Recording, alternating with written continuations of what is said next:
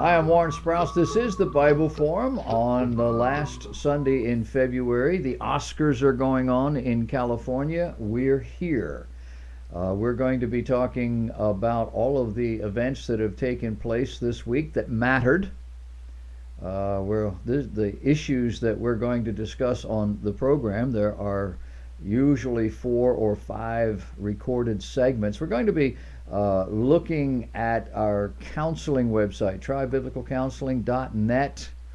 Apparently you can be anybody or anything you choose, and you can do that because how you feel is more important than who or what you really are.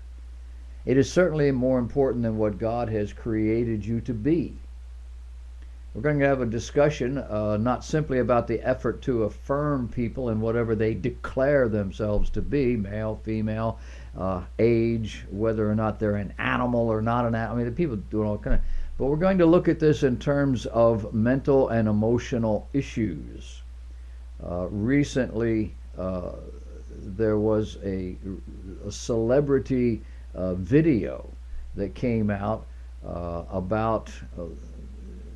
Well, I guess it wasn't a video. It was more. Yeah, I guess it was a video. It was like a selfie. It was on his phone, talking about his addiction to pornography. He's getting a lot of positive press. I'm not saying he shouldn't, but the truth is, pornography is not an addiction. Pornography is a life-dominating sin. And until we stop redefining all of these things in terms of what it's doing and start looking in terms of what we're doing, nothing's going to change. Also, does the Bible tell Christians to put homosexuals to death? That's the criticism that folks have with the Bible's condemnation of this particular sin. We're going to look at that a little bit later in the show because the issue here is the fundamental difference between the Old and the New Testament. So we're going to look at this issue in light of the difference between law and grace. And there is a significant difference. And there's also the Pope. The Pope is out there. He's calling for an international consensus in regard to the abolition of capital punishment. He says there's a commandment in the Bible. God says, "Thou shalt not kill." And that commandment, that command from God, has absolute value even today, includes both the innocent and the guilty. What do you think? Now, you haven't taken the course at the Bible Institute of Charleston on hermeneutics, but if you sign up for courses, you'll get one. And so we're going to talk a little bit about the danger of the Pope's hermeneutic, his doctrine, this statement, this thing is out of balance, and we're going to let you in on it before the world and show you why this statement does not really hold water. This week we've watched the presidential race, and the Democrats in South Carolina, where I am, voted for Hillary in an overwhelming majority. That's because most of the Democrats in South Carolina are black. And I don't say that with any disparagement on any level. It's just the reality. That's the way it is. And nobody expected her to do any differently than she did. It was 70-something to 20-something, her and Bernie. But the Republicans are struggling on the other side of this coin to determine who and what they are. They have a proud, arrogant reprobate as their, so far, front runner. A man who honestly thinks he's a Christian because he's not Jewish. A man who is rude and crude and indecent in what he says and in the way he behaves. And yet he says there isn't anybody that reads the Bible more than he does. And now we have 2 Republican candidates trying to be just like him. Marco Rubio has spent the last week or two matching the Donald, insult for insult, and then adding some of his own. Ted Cruz, just this week in Arizona, resulted to a common vulgarity in rallying the troops against Trump and for him. Ted Cruz, a man who heretofore has touted his Christian commitment, but his mouth's not saved. What's going on? Well, we know Trump is a street fighter. Street fighters have no rules, they have no boundaries. Trump is clearly a man of this world. Rubio has made the shift. He's now returning evil for evil, a concept clearly denounced in the Bible. And Ted Cruz, the committed Christian, is expressing his frustration with the polls by employing crude, vulgar epithets just to rally voters in Georgia. Ben Carson, the Seventh-day Adventist, meaning that he embraces a religious system, a religious belief that's on the fringe of mainstream Christianity. Some of those folks have drifted over into legalism, which is not Christianity at all. But Ben Carson is the only one so far who has not stooped to overt sin in order to succeed. The evangelical support for Trump reveals more about evangelicalism than it does about Trump. We know what Trump is. Clearly, evangelicalism is not willing or not expressive of biblical values. The principles that they seem to hold dear, they're throwing under the bus in order to get this man elected. They want to return America to greatness, to the rule of law, to decency, and so forth. But they're willing to join hands almost with the devil to do it. That's just expediency over reality. This week, Pastor Robert Jeffries in Dallas, Texas, went public with his endorsement of Donald Trump. A few weeks ago, it was Falwell. A dominant percentage of South Carolina evangelical voters sacrificed their values in order to vote for Trump. And you have to ask yourself the question, as this unfolds around the country, do these evangelicals actually hold to evangelical values or to biblical values? If they're willing to violate the clear instruction of God that says, don't go with an evil man, in order to get someone they believe is better than the opposition, are they not compromising? And are they not compromising their soul? Are they not compromising the Word of God in order to further a more public or a more political agenda? And the answer is yes. But before you become too critical of evangelicals, remember, if you don't learn from history, it will repeat itself. And I've told you before, evangelicalism, especially new evangelicalism, which is what we have today, is all about violating the clear instruction of God in order to further a high purpose. That's why they started in the first place. They wanted to get away from pure biblical principle so that they could penetrate the culture for Jesus. Get involved in politics. Get involved in the business world and some of these other things. And from inside that box, we will change the world. It hasn't worked. So I don't know why we're surprised. Maybe you're not. I'm not.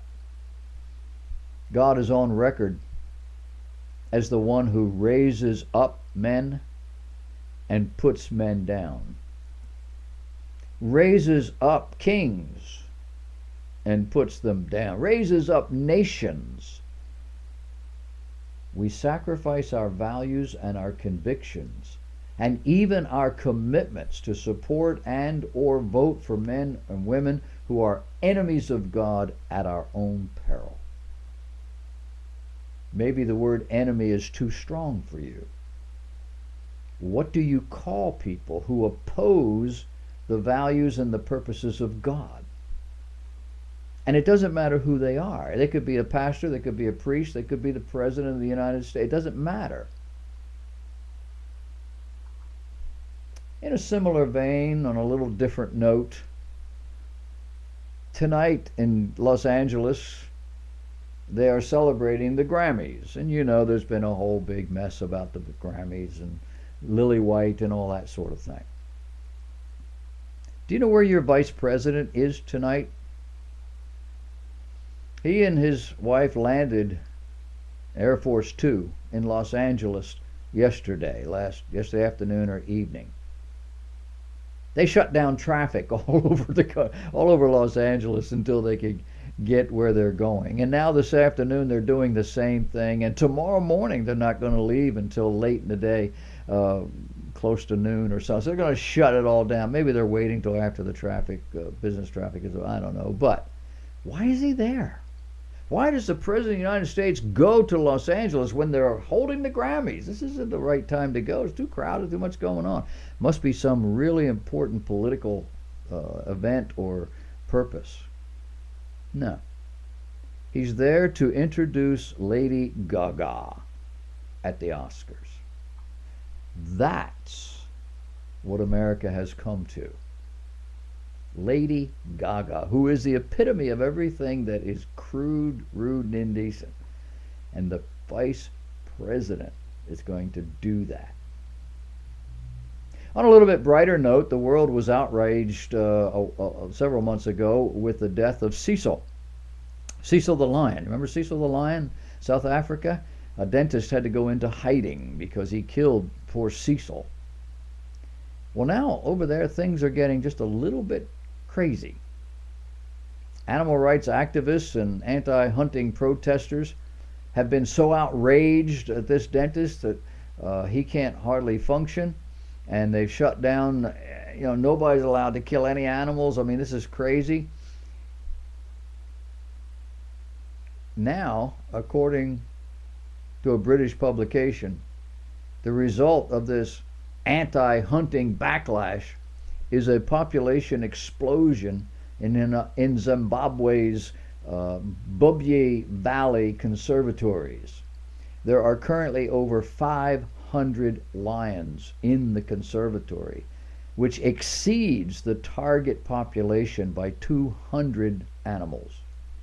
And the New Zealand Herald reports that the numerous lions are decimating populations of antelope along with other animals such as giraffe, cheetah, leopards, and wild dogs.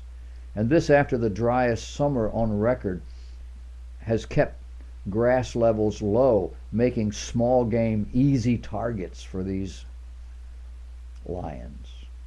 The problem is big enough that this particular reserve and other conservatories are thinking that they're going to have to kill 200 animals to level this thing out. They're calling it the Cecil effect. To bow to the animal rights people is to create an unsustainable population, lion population, throughout Zimbabwe. When man thinks he can do better than God at managing creation, he always comes out with egg on his face. Are you paying attention to the primary elections? I call it a circus. I like to listen to what Dick Morris has to say about it. And recently he said that Trump will continue to win as long as Rubio and Cruz both stay in the race. If Rubio got out, Cruz would be his only competitor. The values voters would then vote for him because they know he's not going to negotiate away those values.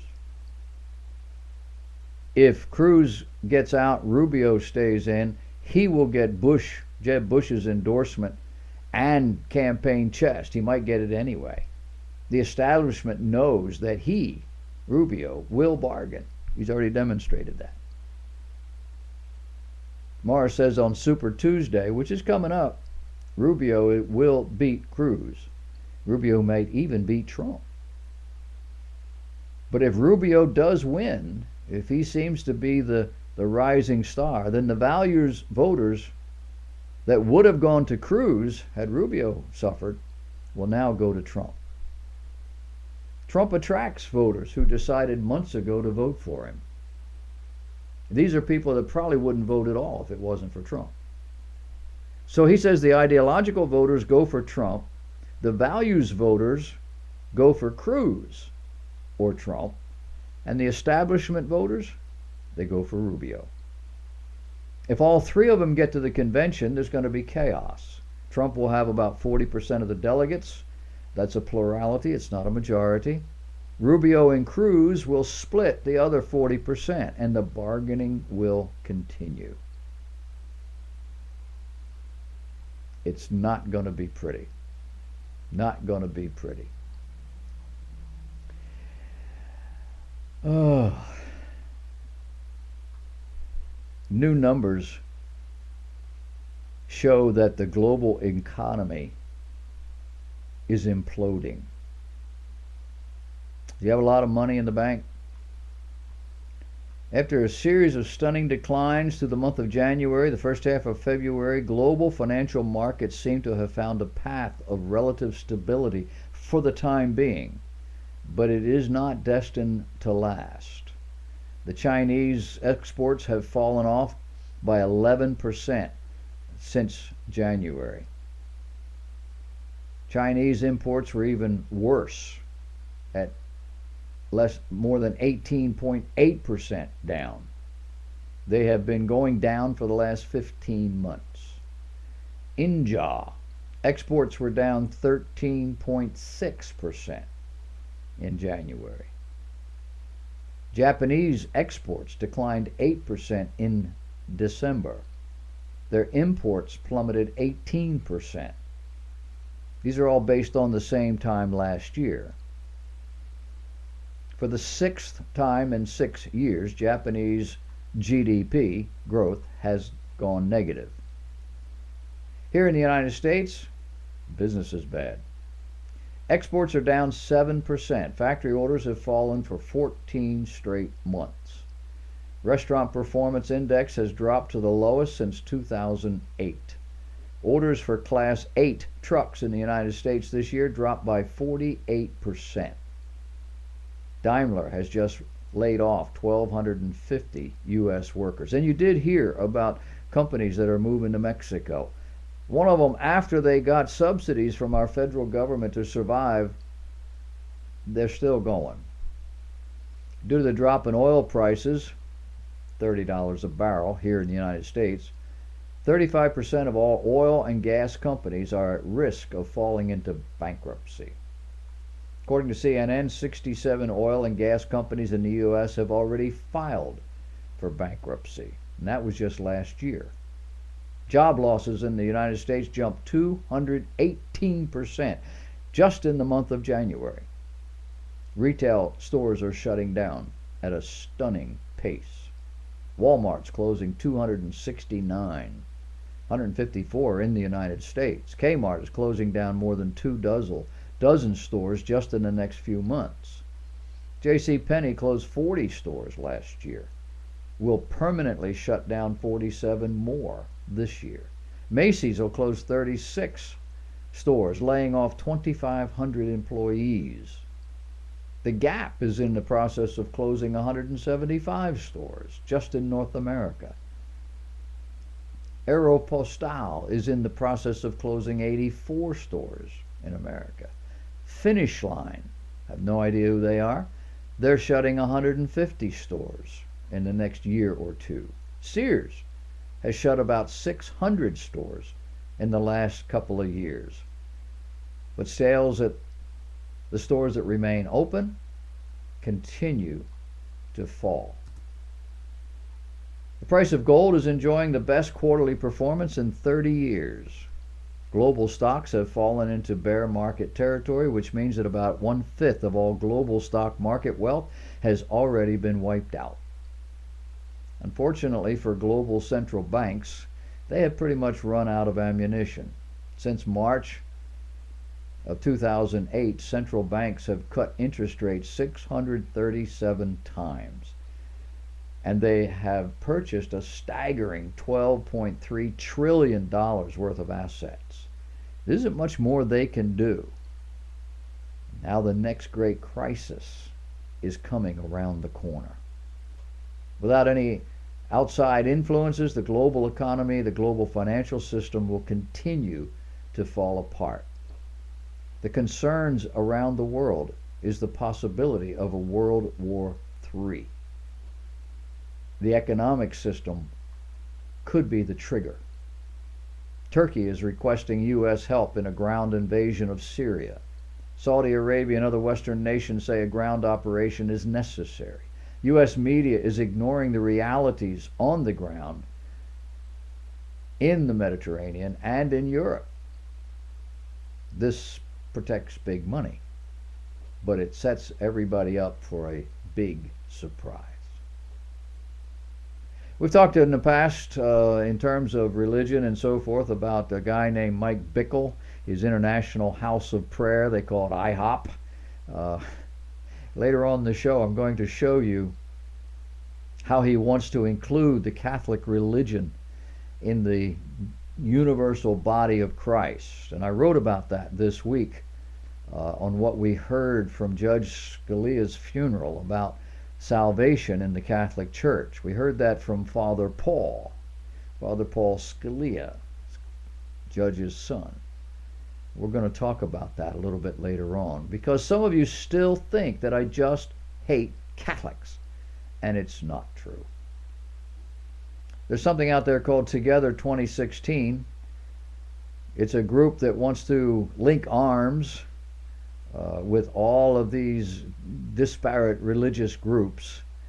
They're calling it the Next Great Awakening, bringing Assemblies of God Superintendent George Wood and Southern Baptist Convention President Ronnie Ford together to link arms in spiritual unity.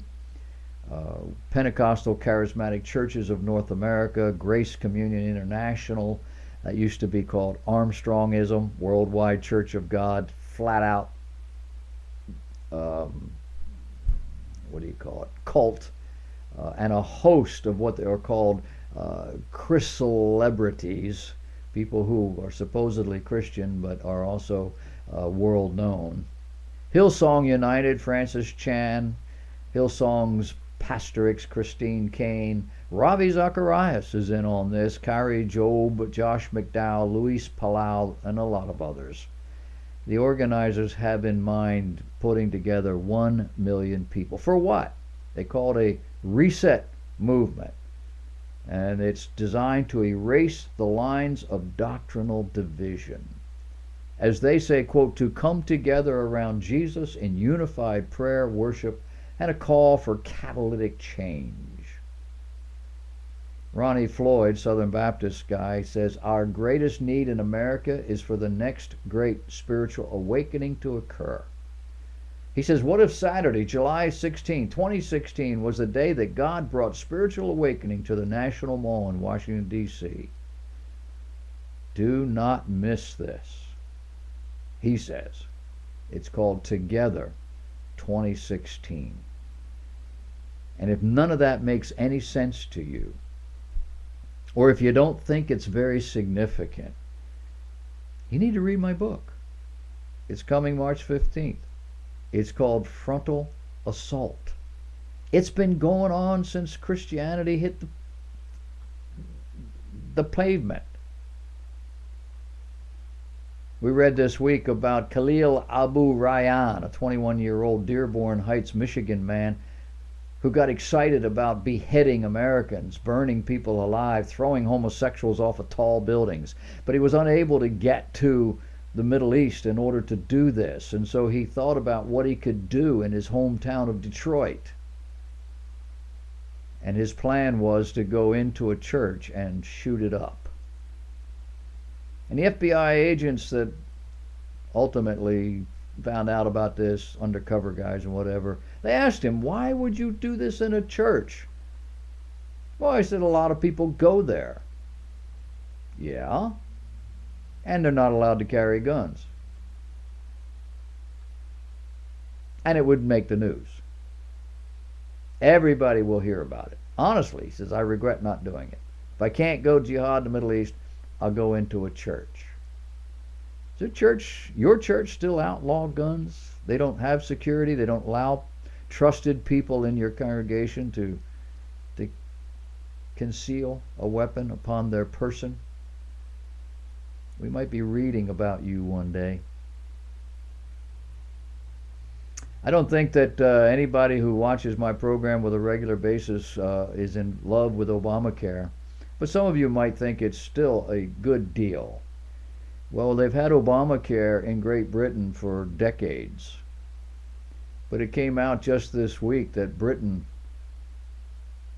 is in serious trouble. Their national health system is in debt. 131 out of 138 hospitals are in debt. The deficit is 2.9 billion pounds sterling. Adam Roberts, who's a representative of the Health Foundation think tank, said these numbers are beyond dire.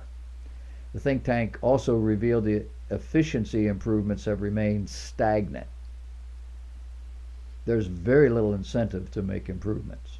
Patients have to wait long hours, days, weeks, months, and consequently British mortality rates are higher than in the United States. Some of you have been with me for a lot of years, and about 10 years ago I told you about the gal in Canada who was a listener to the show, and when it was on the radio, and she went to her doctor.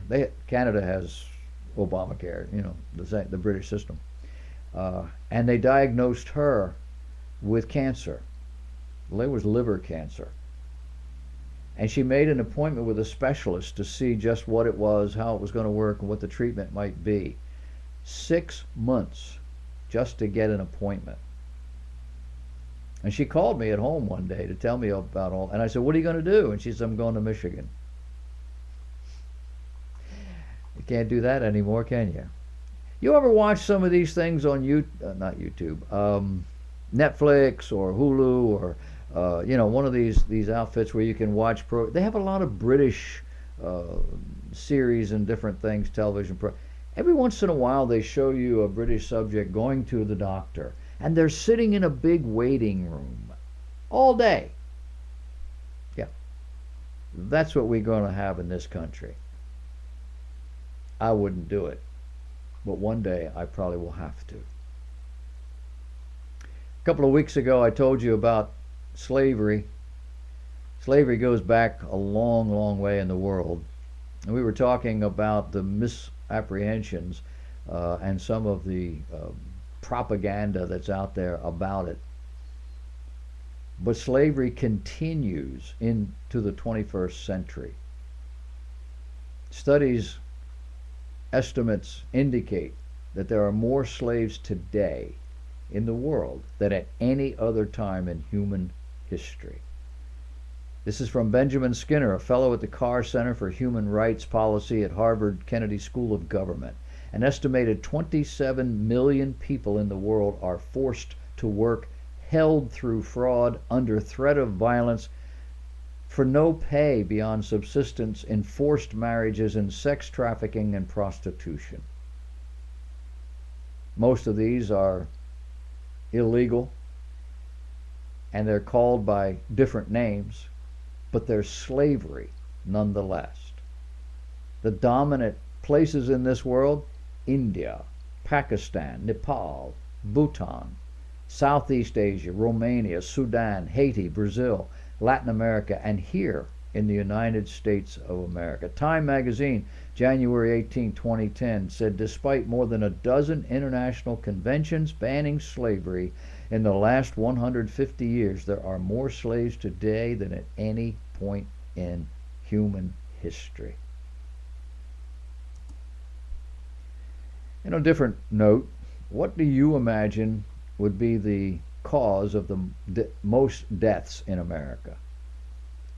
And I think that if we didn't have anything else to go by, we might point to automobile accidents. There was a time when we would point to AIDS, but that is no longer the case. I did read this week where a fellow who was on AIDS preventative medication got AIDS anyway. So maybe this thing is morphing. But according to the CDC, more people die from suicide than from auto accidents.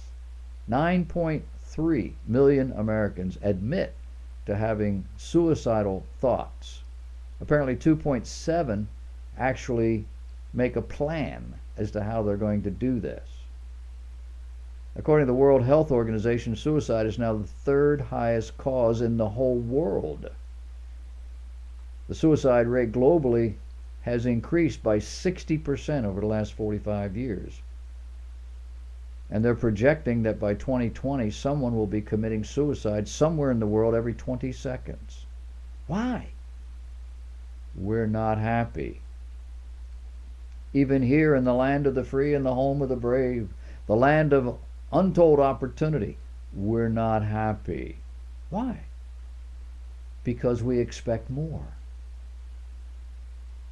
Meaning that people aren't doing enough to make me happy. People aren't doing enough to make me feel satisfied or secure or loved. In a word, they feel they have no hope. There's no way to get out of this. And so when you are in that situation or you know someone that's in it, watch for feelings of hopelessness and desperation, manifesting in insomnia or panic attacks or social isolation or irritability or rage or feelings that they're just being a burden. Many of these people are contemplating suicide.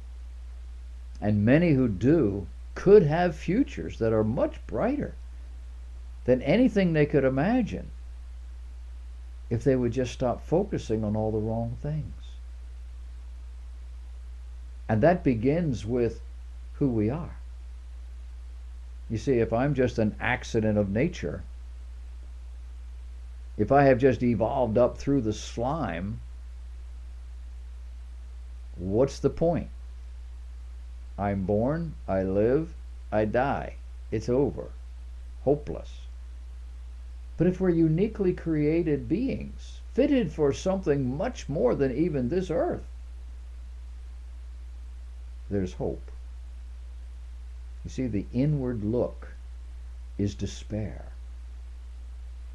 The upward look is where the hope comes from.